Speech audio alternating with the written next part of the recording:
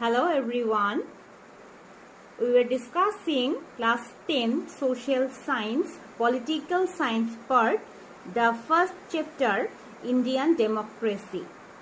And today we will be discussing the second key point, the federal characteristics of the Indian political system. So India is a federal state. Okay? And at first we have to know what is the meaning of federation.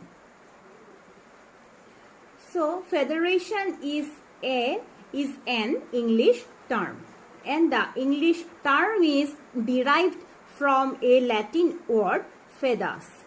Fedas means agreement or a treaty.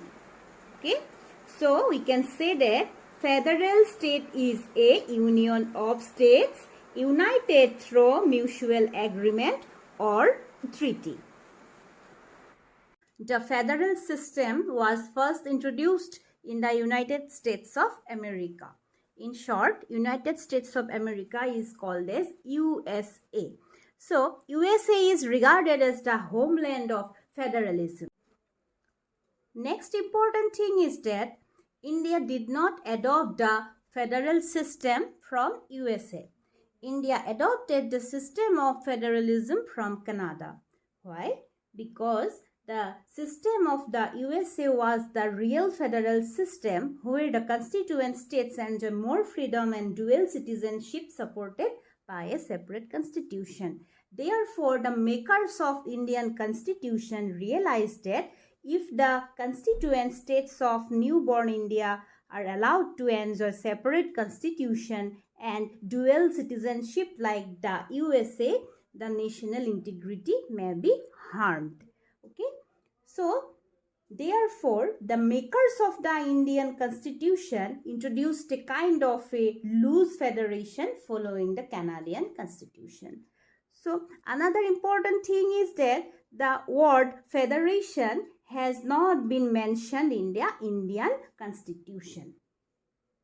Okay, it is important because India is a federal state, but the word federation is not mentioned in Indian constitution. Okay, so we are clear that Indian constitution does not support dual citizenship. Okay, remember, Indian constitution does not support dual citizenship, and India has been declared a union of states in the article number 1 of the Indian constitution. Okay. Now we will find some words like quasi-federal, peculiar federation, centralized federation, and federal in form but unitary in spirit. But why are the words? Okay. So we have found that the federalism is not followed in India truly or fully. Okay. But it has only some characteristics of federalism. But there are some unitary characteristics which are merged in this federal system. So the learned or the wise makers of the Indian constitution have categorized our political system as quasi-federal, peculiar federation, centralized federation, and federal in form but unitary in spirit. And now we can draw out the characteristics of Indian federal system in this way. Number 1 is no separate constitution.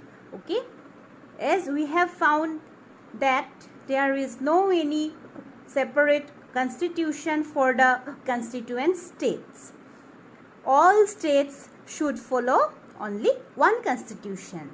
And secondly, there is no any dual citizenship provision. Only single citizenship is supported by Indian federal system. Unlike the USA, the provision of dual citizenship has not been granted in India. One citizen is the only citizen of India.